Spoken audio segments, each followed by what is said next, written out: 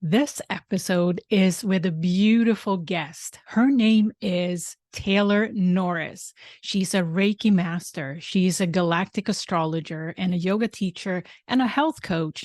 And in her practice, she combines all of this and letting it all guide both the client and herself forward.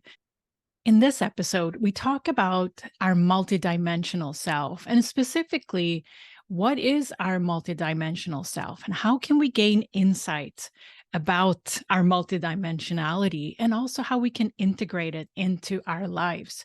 We also talk about the important topic of energetic boundaries as we all learn how to become sovereign in terms of how we manage our energy and stand in our power as we expand and have a bigger perspective through our multidimensional self. It's very important to learn energetic boundaries. So we're talking about that. We also talk about spiritual practice and how it can become a lifestyle, as it's so important to know what is the impact on my life that I'd like to have with the spiritual practice. I've put Taylor's full bio in the description box if you're curious, and also links to connect with her. So welcome, Taylor. How are you? Aloha. I'm doing very well. Happy to be here and definitely inspired to talk about this important topic together. Yes, We're I'm so having happy. I'm so happy you said yes to this because you are one of I would call them role models in terms of integrating your multidimensional self. And we'll get into why in a second. But Taylor, just as a kickoff, I'm curious myself about your definition about what is our multidimensional self? What is it? it is seeing the self from a bigger perspective. So starting to understand and ask the question, who am I? Who am I really?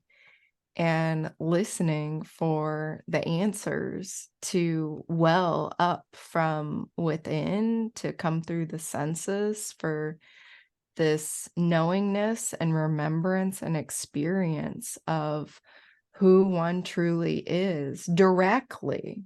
Yeah. Rather, as opposed to these stories we're told about who we are, from our upbringing, our conditioning, our programming, our education, from the media, from social media, from all the different people in our lives who have ideas about who we are and even about what humans are. So the multidimensional self is coming into that greater sense of awareness and expanded perspective about who am I as an individual? Why am I here?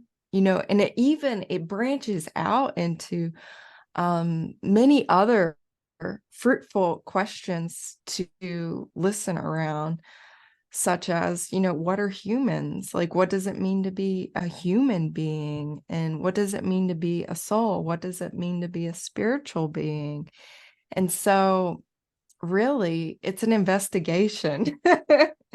It's an investigation that I think we're all invited to tap into and delve into in this human life. And it's certainly a precious investigation, and it's a precious process that I think takes place and unfolds over the course of the lifetime or many lifetimes, if you want to see it that way. So it's inviting in a remembrance of one's soul history, one's awareness, like beyond the confines of a limited, human experience, beyond the confines of who we are as personalities or as egos or as, bodies, like human bodies. So yeah, those are some initial thoughts and perspectives Yes. flowing I love through. everything of that. Yeah. Yeah, I love that you're giving us an image of an investigation, an inner investigation, as opposed to the searching that many of us have done for many years in the past around, like, what is my identity, if you will, from, reflecting that from outer mirrors, this investigation. Can you give some examples, or maybe one example from your own life where you realize that this is an investigation that can be experienced in different ways?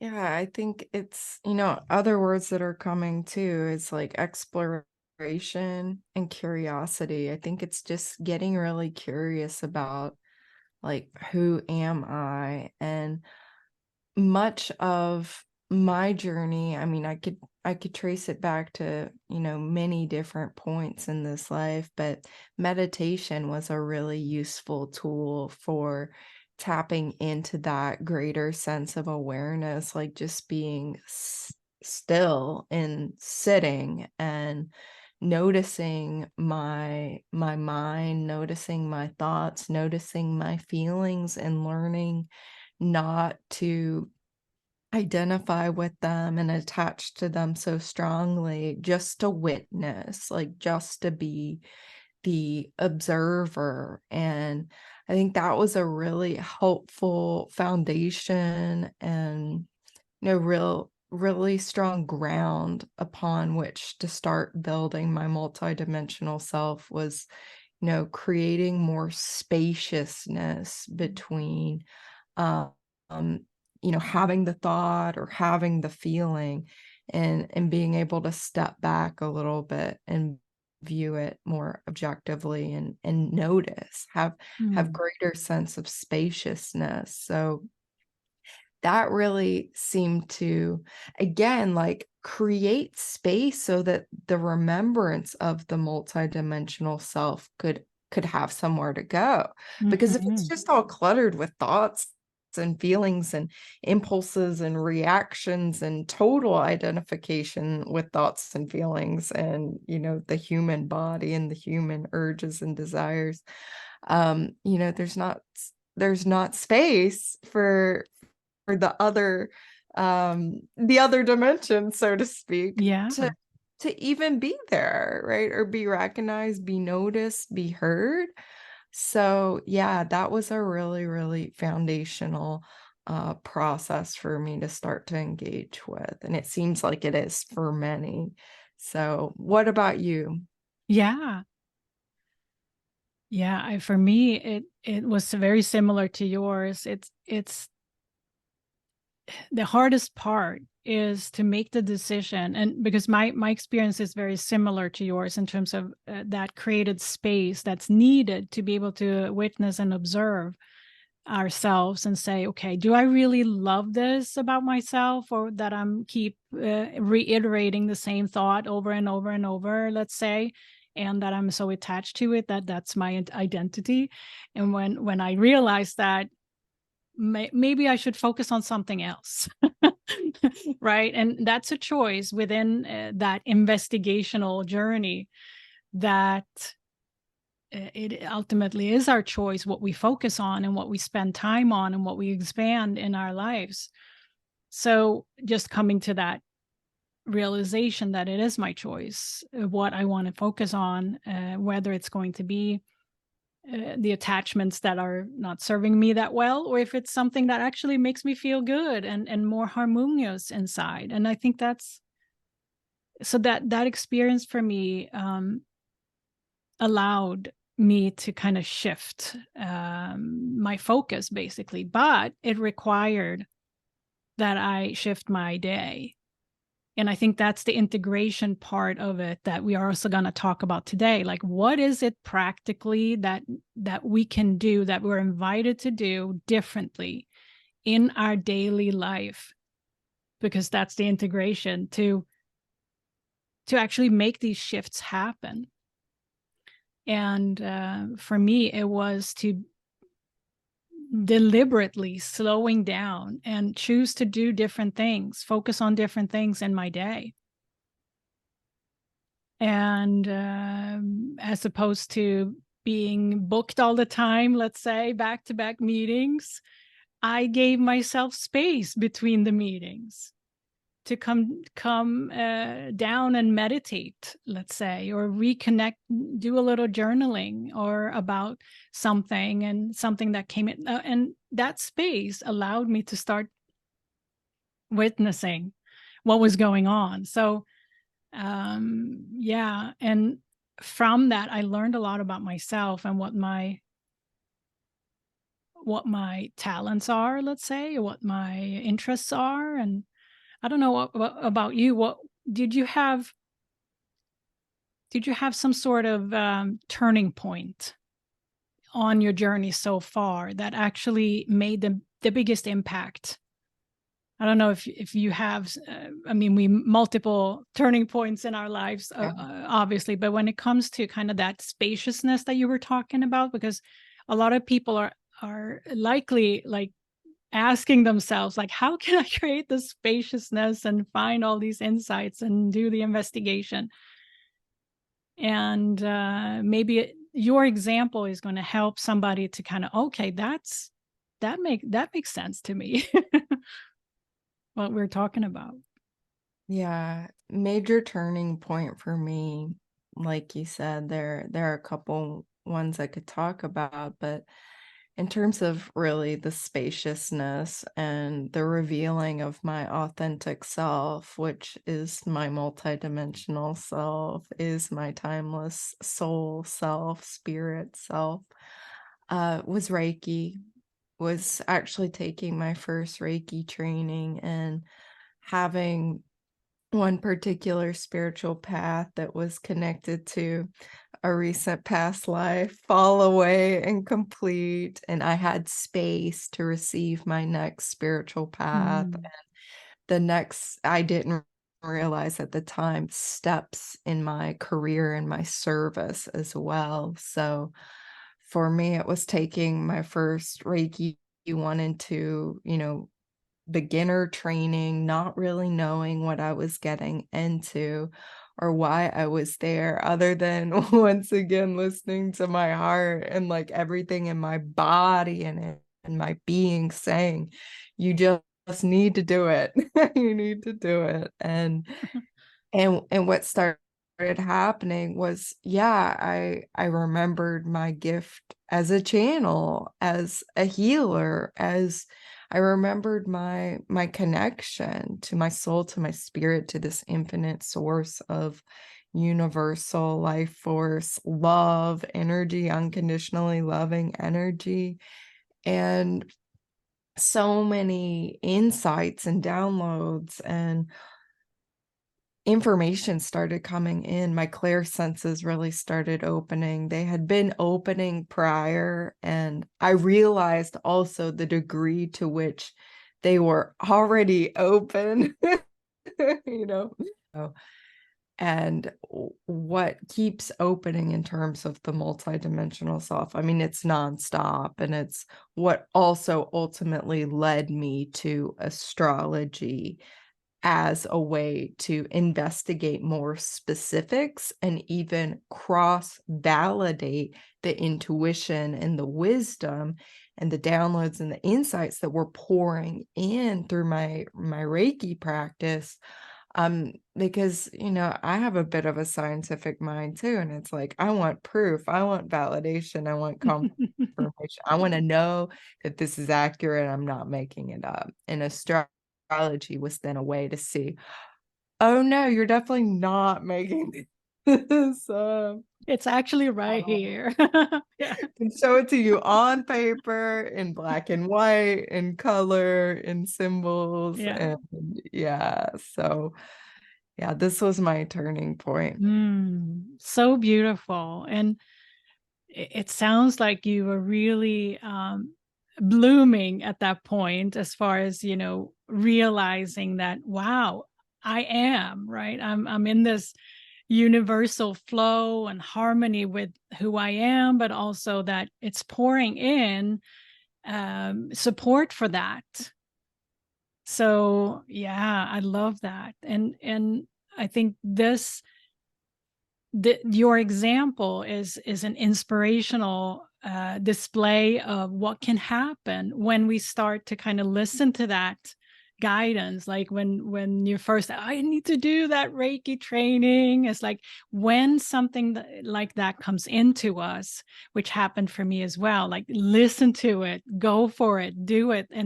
And for once, leave the mind chatter behind that says, you can't do it. What should I do? What would that be a use for? Or anything. Like, if we can put that down and just go for it, this is what can happen. Like for that it did for Taylor here.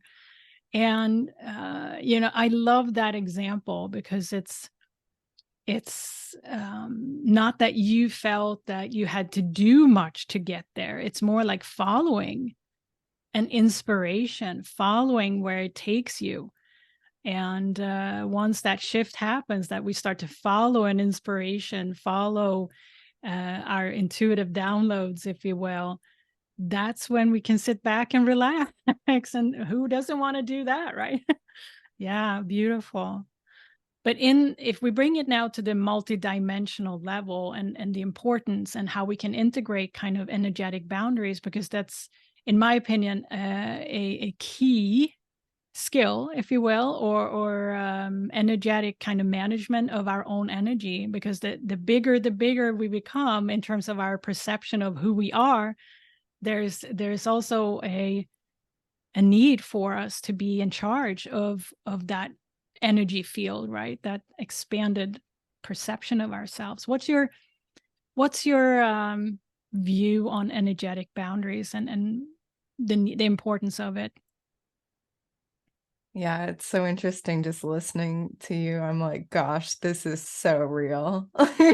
Like this is so real and it just feels so important. And um yeah, it's I will say I have a south node. My natal south node is in the 8th house. So other people's energy, other people's stuff, I had to learn. This is a lifetime mission for me to understand boundaries, especially as regards more of the invisible, more nebulous, like the energetic ones, which can be tricky.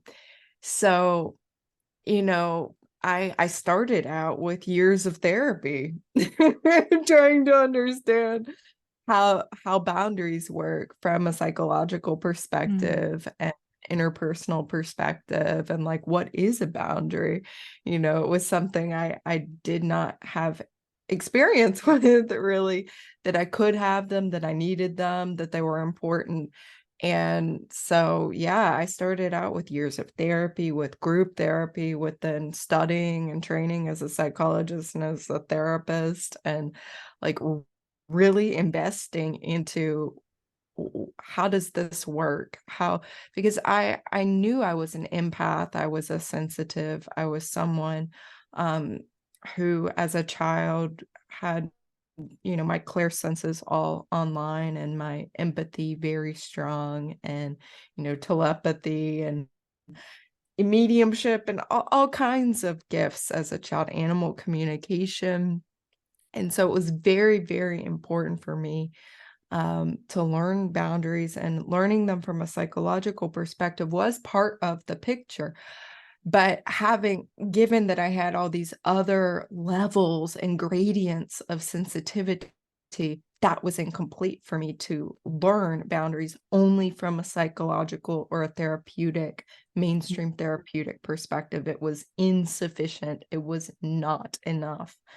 So, I was really kind of floundering there for a while, and yeah, not sure where to turn. And once again, it was actually with my first Reiki training and then with my advanced Reiki studies that I've come to learn the subtleties of energetic boundaries by becoming more aware of my own energy, becoming more aware of energy in general, and then as a practitioner learning about other people's energy systems, and then having a healthy outlet for my gifts and my talents and my empathy to flow into, rather than, just feeling like I needed to hold space and be a therapist and be an empath for everybody in every occasion Mm. all the time, like having that be my default mode, as I need to just heal everybody, all the time, and there's no space for me to Yeah. have feelings or have any of that. So that was really major, and just continuing to develop my intuition through advanced Reiki training, but then also with other intuitive development paths I've taken, with psychic development, mediumship development, with the Galactic Astrology course we've both taken. There's some intuition development as a part of that course with Julia Balaz. So all of that has really, really helped. So I've just come to know my own intuition, my own sensitivity. And, in basic Reiki 1 trainings, we're taught like energy clearing techniques and things like that. So that was very, very helpful for me. Mm. Absolutely essential, and kind of rounding out my training and my understanding. But I'm definitely on a lifelong trajectory with the energetic boundaries thing. Yeah. I by no means think it's like a complete, like, I just find it infinitely fascinating, and I'm learning all the time how it works. Yeah. So if somebody is listening or watching this wondering, like, I don't know where to start with this. I feel everybody's energy and everything around me. I don't know how to know what's mine and not. What would you say to that person who's saying, I kind of want to start learning what energetic boundaries really are? What would you say that person could do or start with to integrate this practice to get to know itself? Because there's nobody that's going to tell another person what's right for them when it comes to energetic boundaries. It's an experience, it's a journey to find out for ourselves how that works within ourselves, because it's a self-regulating mechanism, if you will, that we have to learn. What would you give for advice to that listener or viewer right now? Yeah, I would say get training. It's skill development. This is another life skill, and it can be a professional skill too. I mean, it's a life skill. So it would apply to relationships, to your professional life, to your personal life, to, you know, your health, your wellness, all of it. So, whether that's a beginner Reiki class, Reiki 1 and 2 training, whether that's intuitive development, um, I like to recommend Reiki first, because again, it's bringing in that healing energy. It's automatically filling you up Yeah. with life, so that, it's a way to, like, not correct the situation of being drained really quickly, um, with Reiki, and also adding in the more intuition development pieces. But it's a nice foundation, because then, I remember very early on in my Reiki journey, it was like every other astrologer or psychic or medium or soul reader that I was coming across, what I noticed is they were all saying they all started with Reiki, like, as a foundation first. It was some kind of key that it's almost like, as any type of reader you might become, or any type of intuitive you might eventually become, if you're so guided and on that path to, be a multidimensional professional. Reiki can be a very good foundation for that. And even if you're not guided to make any kind of career or living from this type of work, you just want it as a life skill, you don't necessarily know beyond that. I think a basic Reiki training or other kinds of intuitive development, start learning about how your own energy body works, and even the value of those types of trainings, typically they involve practice. So you get to practice whatever you're learning with others and have that experience of knowing how the energetic boundaries are working in relation to another. And that practice, again, even if you're not going to do it professionally, is absolutely invaluable and can help you in your day-to-day life as a professional or as a mother, as a father, as a, any other role you might be in. So yeah, it's a skill like anything else, and just to develop it is what I would Mm, recommend. Yeah. beautiful. Yes. Yeah. Yes. I would wholeheartedly. I don't have anything to add to that because it's a beautiful entry point to self-awareness, but also to these, you know, integrated tools, practices that we need to take care of ourselves and our big self, if you will. I call it our big self. Yeah, and that leads us into the last kind of block of conversation here around spiritual practice, because part of it is also to shift our, at least in my experience, it's to allow ourselves to shift our lifestyle, if you will. Just like we're brushing teeth in the morning, there is a invitation to include some of these practices that are relating to our energy, so that we can stay in harmony, stay in balance, stay happy, right? Aligned to our life force. So I'd love to kind of explore the topic of spiritual practice with you. But I'm curious, your view on spiritual practice, and also a little nugget from your own. Yeah, I'm right there with you about spiritual practice as a lifestyle. Like, not separation, like as part of one's holistic lifestyle, and having it really weave in throughout the day and be a part of even the quote unquote like non-spiritual seeming activities. So just self observance even of one's day is spiritual practice.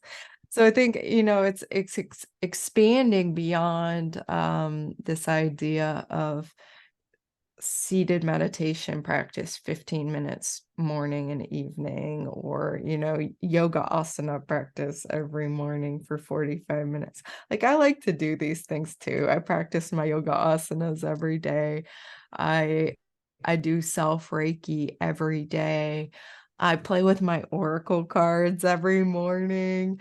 I light candles and burn incense, and I journal intentions and affirmations. I chant, I sing intentions. I have a drum. Sometimes I play that. I do little ceremonies for myself as I'm guided. I make moon water. I do all kinds of fun things. And it's all unfolding all the time. And, I think of my service as my spiritual practice too. So when I'm preparing readings for clients, when I'm in a reading with somebody, when I'm sharing a Reiki session with someone else, when I'm in a Reiki class or teaching a Reiki class, when I'm at a Reiki chair, I mean, it's all the way folded through my life. Even in my car feels like a little sanctuary for when I'm out in the world. I just come back in my car that I've attuned to Reiki, and I automatically just feel like I drop right back in as soon as Mhm. I get in my car and take a breath, and like I'm in my sacred energy field of my car. So yeah, it is. It's my lifestyle. And sometimes, some days, maybe I don't have time to do a really long self Reiki session or a really long meditation. Maybe I lay there for only a minute or two.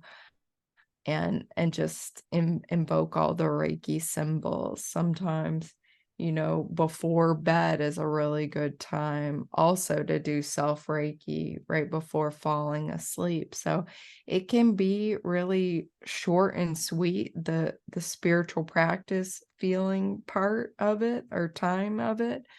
But really it is. It's just woven throughout my day, and that's how I like it to be. Yeah. Yeah.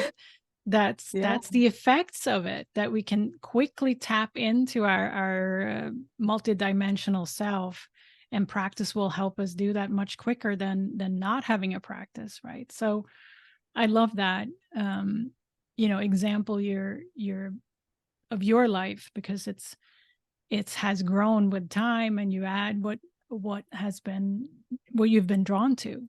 And it's the same with me. Like, it's always something that I kind of feel more passionate about in the moment, and that's what I'm drawn to, and that's what I'm doing that day. Yeah, I love that. So if somebody is kind of really resonating with our conversation in this episode and say, okay, you guys are speaking my need, my desire, because spiritual practice is also like getting training, for example, in Reiki, a gateway, a portal to somebody's inquiry, right, or investigation of self. But when it comes to spiritual practice, if somebody came to you and said, okay, where do I start with spiritual practice? Meditation is sometimes kind of the way to go, right? But if somebody comes to you and say, hey, how do I integrate it in my day, or integrate let's say self Reiki, or connection with nature so this is the question, like, how do we best allow it to become a practice, which is something we bring back and come back to on a regular basis? Doesn't have to be every day, not right for everyone, but I'm saying like a regular basis. What would you say, Taylor, to someone who wants to kind of really make it a lifestyle? Yeah, I mean, a couple of things come to mind is start small and start with what excites you most. And I think that can even be the question every day, is what excites me the most? Is it sitting down and letting my inner child like doodle for as long as my inner child wants to, and not forcing, certain number of pages, you need to draw, or it needs to look good, or something like this? Is it, what really excites me is walking somewhere beautiful in nature. So having the practice be like asking that question every day, rather than having a prescribed idea about what the practice needs to be. That could be a way to work with it if you're having trouble, let's say, doing the same thing consistently every day. Now, if you are somebody who loves a schedule and routine, like I really like that. I love doing certain things the same every day. And for me, what's more balancing is sometimes to add more of the flow and the fluidity to it. So if you are someone who wants to like schedule or pencil something in, and maybe you don't have a lot of time, that's where what I'm suggesting is before bed. If you're Reiki attuned, just activate all the Reiki symbols and give yourself a self Reiki session until you fall asleep. And it can even be one hand position, or, if you haven't taken a Reiki class, that's not your practice, doing some kind of meditation before bed, a guided meditation. I have lots of those on my YouTube channel, Taylor Norris Reiki. You can just listen to one of my guided Reiki journeys, or any kind of guided meditation you feel drawn to. So listening to one of those before bed, and you can fall asleep. Like, that's the best part. Like, you don't really even have to have time. I mean, you're going to sleep. So yeah, that would be a place to start, because astrologically it is Saturn and Pisces time. right now. We're having this transit, and the potency and the power of the dream time and the sleep Yeah. time is really enhanced. So if you Yeah. are someone who feels called to kind of explore that too, something as simple as writing down your dreams in the morning or setting an intention before bed. I will remember my dreams. I will write them Yeah. down. That can be a really fun and powerful practice that would be a timely and astrologically supported Yes. practice for right now. So, yeah, I'll throw that Beautiful. one in there in case it resonates with someone. Yes, yeah, such beautiful suggestions, and there was a plethora of picks here that get inspired by. So yeah, I love all of it. Thank you. Um, yeah, spiritual practice is a big topic, and yeah, I think we'll just wrap it up with kind of that piece that it's more of a lifestyle, not so much that checklist. And if we allow ourselves to view it that way, the flow will come as far as what is my spiritual practice, and where should I place it in my day. It's again that investigation, what works for me. Like, yeah, yeah, so beautiful. Thank you for all your perspectives and experiences and knowledge, expertise that you've shared in this episode. I just love having a conversation with you, so thank you. Now, I want to know, because I'm curious too, like if somebody here wants to reach out to you or learn more about your work, where would they go?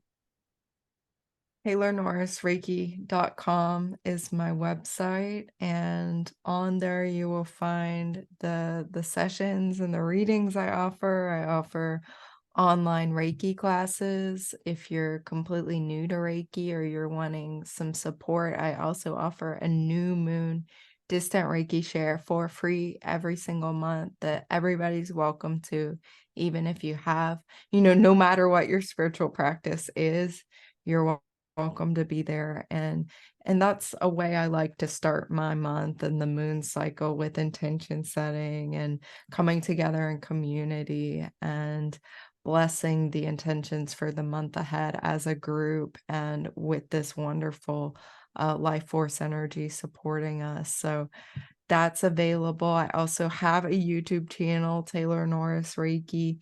Like I said, many different Reiki journeys, Reiki meditations there, as well as more and more astrology all the time, and galactic astrology, because that's just so much fun. And if you are an investigator and you want more of the information and downloads and specifics about your multidimensional soul, I do the Galactic Astrology Soul Readings, and that's where those get really deep and comprehensive and thorough, exploring and kind of pinpointing aspects of the multidimensional soul.